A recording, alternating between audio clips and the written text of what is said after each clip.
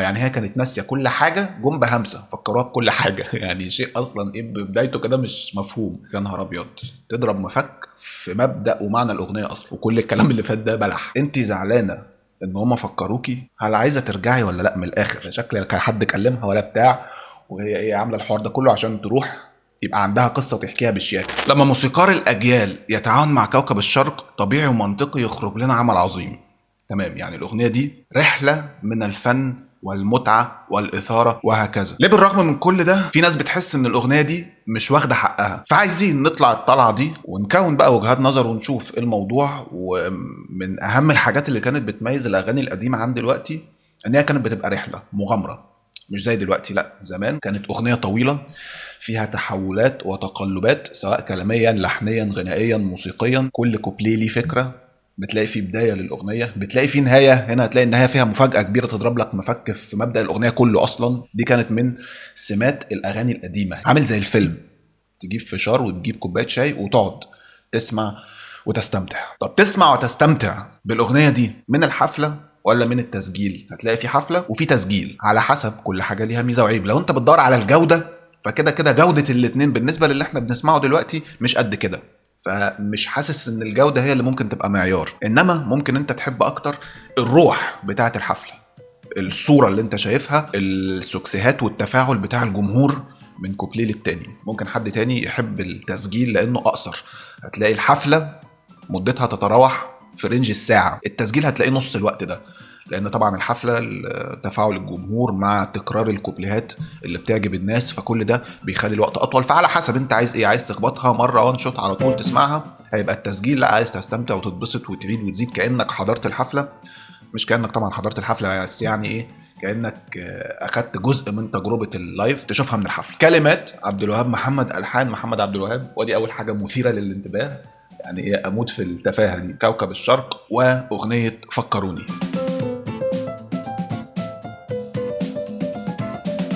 خش على اول جزء، كلموني تاني عنك فكروني فكروني، يعني بتعرف فكره الاغنيه الاساسيه واحنا بنتكلم على ايه بالظبط. بس قبلها في حاجه ملفته للانتباه جدا في الموسيقى، ما ينفعش نبدا من غير ما نتامل هذا السولو. سولو جيتار بيتلعب وبيترد عليه بالوتريات. طيب ايه المثير في ده؟ ايه المشكله يعني؟ عادي يعني انه الجيتار بيلعب غربي جدا وبيترد عليه شرقي. الجيتار بيلعب جمله المسافات بتاعتها تحسها جاز، تي تراراراريرا، والتكنيك تراراراريرا ده غربي جدا مع صوت الجيتار كمان، فبيوديك في حته كده بعيده. تيجي الوتريات ترد شرقي، تيرارارارارا، حتى الايقاع بيتغير، تيرارارارارا، بيبقى الملفوف ده وبعد كده بيتغير تاني، مقسوم، وبعد كده الجمله بتتعاد تاني برضو بالجيتار، وتاني اعاده بتبدا الوتريات ترد على الجيتار كلمه بكلمه، تن تيراراراريرا، ترا تريرا، تريرا، ترا، كلمه بكلمه الوتريات بترد. عشان كده الاعاده التانية انا بحبها اكتر بكتير، بحس ان هي فيها حيويه وروح اكتر، شرقي مع غربي مع ايقاعات بتتغير، فالموضوع مش بسيط. كلموني تاني عنك فكروني، صحوا نار الشوق في قلبي وفي عيوني. ماشي، دي فكره الاغنيه ان هم كلموها تاني عن اللي هي بتحبه فافتكرت. كويس، كلام محترم. وهنا تلاحظ طبعا ان هي بتكلمه، هي بتقول له كلموني تاني عنك. طب بتكلمه ازاي؟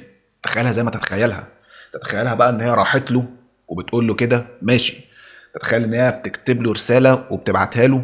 بس طبعا رساله مش هتنفع لان الرساله هتكتب له فيها الكلام بس، طب هتوصل له اللحن والمزيكا ازاي؟ ممكن تسجل له سي دي بقى وتبعتها له، او تدي له التذكره دعوه لحضور الحفله ان كان. يعني ممكن اصلا تكون لا حصل ده ولا ده، وهي بتتخيل ان هي بتكلمه، ماسكه صوره ليه مثلا. هنكمل ونشوف لما تيجي تبص على اللحن، كلموني تاني عنك فكروني، ده مقام شرقي طبعا اسمه مقام الرصد.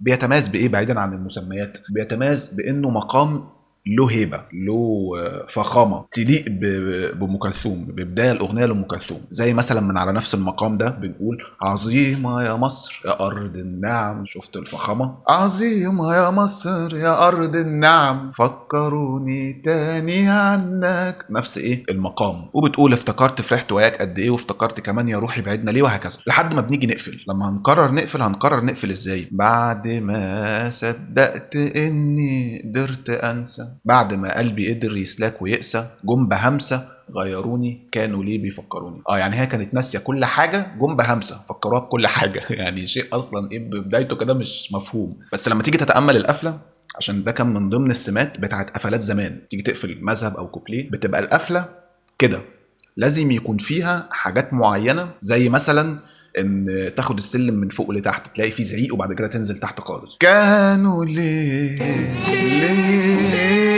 بص فوق زي بقى ليه بيفكروني، بننزل ويفكروني، بص نزلنا تحت ازاي، ليه تلاقي ليه بتتكرر 3 مرات. فالتكرار ده برضو من سمات ان احنا بنقفل، يعني الموضوع يبقى ملحمي، يبقى فيه قوه كده، بيفكروني، فتبقى قافله كده. فالناس طبعا سكسي بقى والناس تقعد تسقف، والا تبقى مصيبه لو الناس ما سقفتش. يعني هو بيبقى القفله غرضها ان اي حد قاعد دارس بقى مزيكا مش دارس، فاهم مش فاهم، ياخد باله ان احنا بنقفل قفله قويه فيسقف، فالقفله تاخد سكسي. ده كان مشهور جدا زمان. القفله اللي اتقفلت دي هنديها الختم، هتبقى دي القفله الرسميه للاغنيه. كل ما نحب نقفل هنقفل بالقفله دي، اللي هي من اول بعد ما صدقت اني قدرت انسى لحد كانوا ليه بيفكروني. قفله حلوه وقويه، ممتاز. ماشي، ندخل على الجزء الثاني. بعد ما اتعودت بعدك غصب عني بقى، نفس المعنى من حيث الكلام، يعني ان بعد ما انا خلاص، بعد ما نسيت الاماني والتمني، كلمتين اتقالوا شالوا الصبر مني. برضو زي ما من شويه قالت بهمسه فكروني، هنا بكلمتين. يعني الموضوع ما بياخدش غلوه معاها. هنا في حركه ممكن موسيقيا نحسها عبد الوهاب عملها، فكره ان انت تغير المقام في نفس الجمله، مش تغير المقام ما بين المذهب والكوبليه.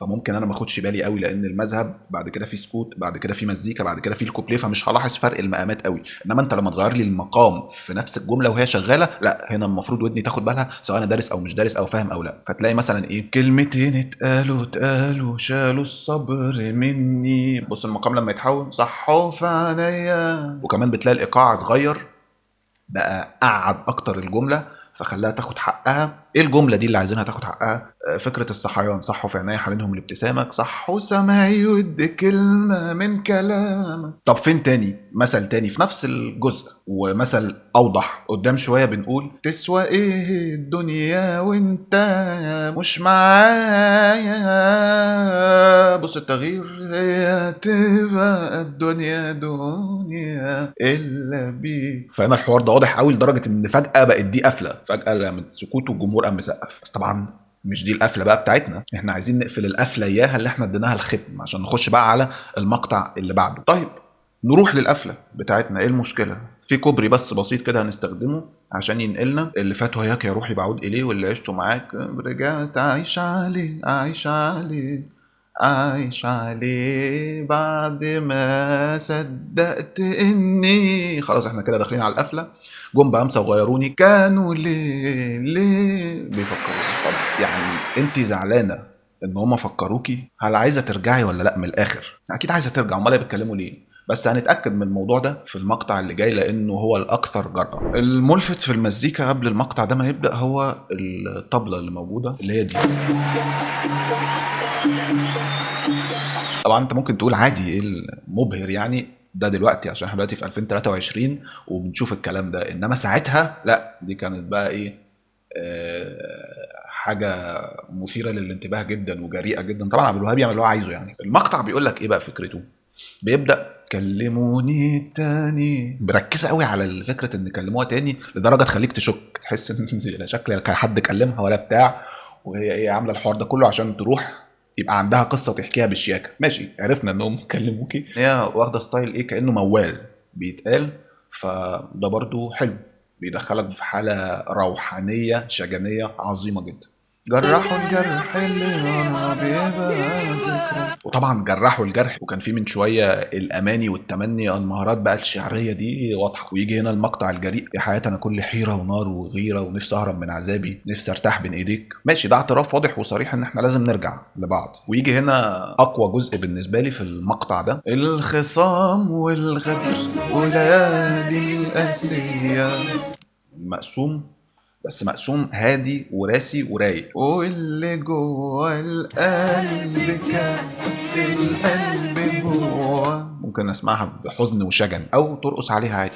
واللي جوه القلب، يعني هو سايب لك هنا الكرة في ملعبك. الجملة لا هي راقصة بشكل واضح قوي ولا هي حزينة بشكل واضح، هو ايه، في شعرة ما بين ده وده، فده شيء مميز جدا. في تحول برضو في المقام الموسيقي ممتع جدا، اللي هو التحول اللي بيجي فجأة. كل دول ما يهونوش حبك. بص من اول عليا دي اللي بتاخدك للمقام الجديد، عشان كده هتحس بنقلة. بص في الاول الخصام والغدر وليالي، طب في الاخر عليا. بص فرق المقام في عليا دي تاخدك عليا، بص هتوديك فين. واللي جوه القلب كان في القلب جوه ممتعة جدا. وكمان فيها قفلة من بتاعة السوكسي اللي احنا اتكلمنا عنها، ان ايه هو نفس الحب واكتر. بص التكرار، هو نفس الشوق اكتر، هو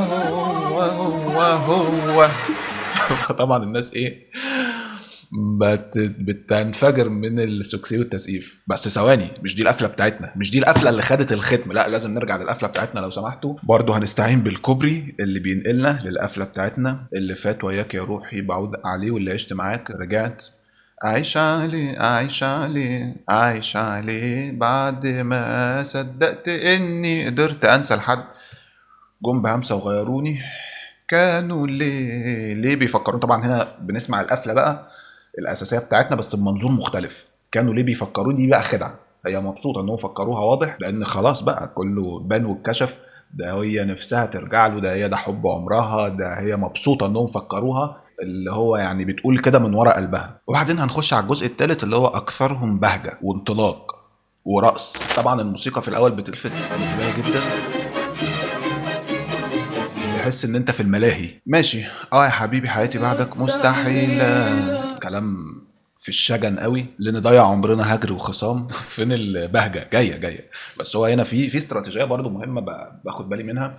فكره ان انت عشان توديني لجزء راقص او مبهج، توديني الاول لجزء فيه شجن. فلما تاخدني من هنا لهنا مره واحده ده يبقى ممتع اكتر، لان بيبقى فيه عنصر المفاجاه بتفاجئني. هنشوف الكلام ده، ان احنا هنقول ايه.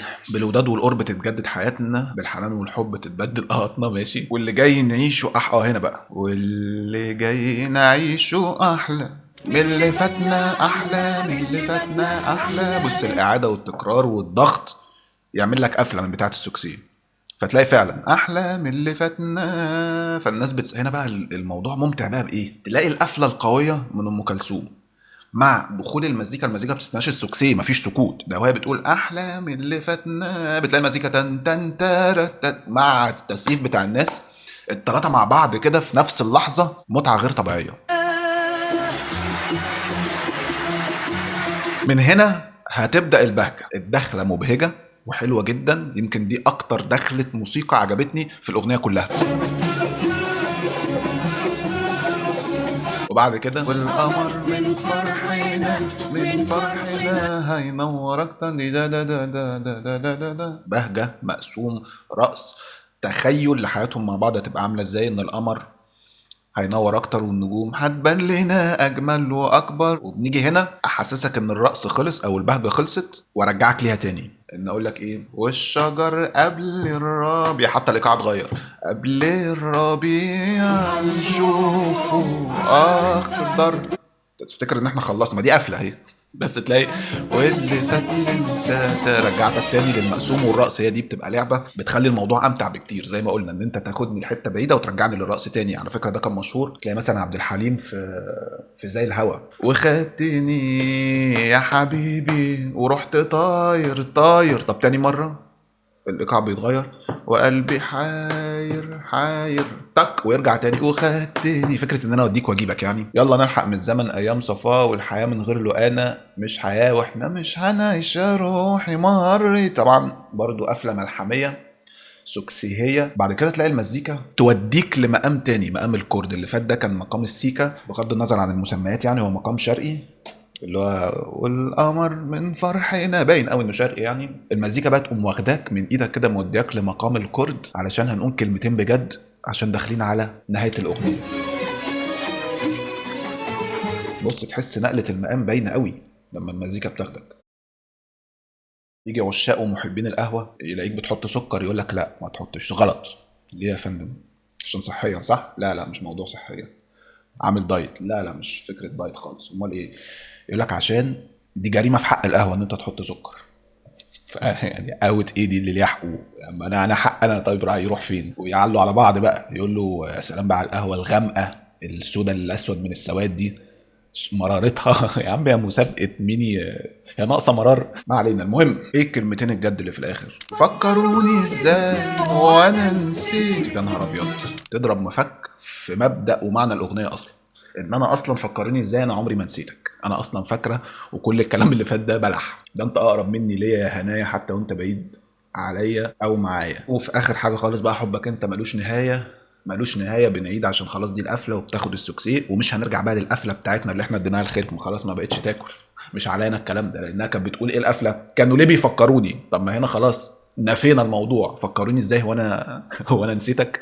فخلاص ما بقتش تنفع بقى القفله بتاعتنا، خلاص بقت هي دي القفله. حبك انت ملوش نهايه، اغنيه عظيمه. انت ممكن تحس ان الاغنيه دي مش واخده حقها علشان هي اغنيه لام كلثوم.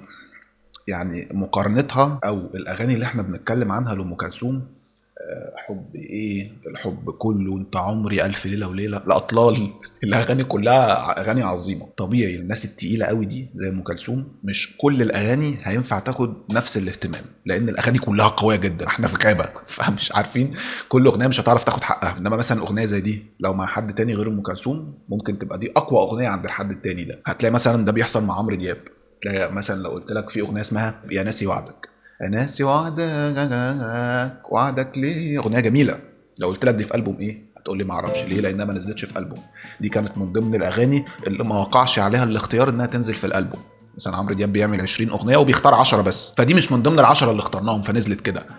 طب ما دي كده ما خدتش حقها، بس ليه؟ عشان الاغنيه دي مع عمرو دياب اللي هو اغانيه كلها قويه جدا، فالمنافسه بتبقى في منتهى الشراسه. وممكن يبقى في بقى حسابات سوقيه، حسابات سوق يعني، ان مثلا الستايل ده اللي احنا عايزينه، اصل الاغنيه دي في منها نفس الستايل في الالبوم فنخليها للالبوم الجاي. ففي حاجات ممكن تصدمها بغض النظر عن الجوده بتاعتها. لما بقى بتيجي تنزل بعد كده مع مرور الزمن بنبدا بقى نشوف ايه الاغاني دي واخده حقها ولا مش واخده حقها. طب دي ليه ما اتسمعتش ساعتها؟ اغنيه فكروني اغنيه عظيمه، رحله ومغامره ممتعه جدا. وشكرا.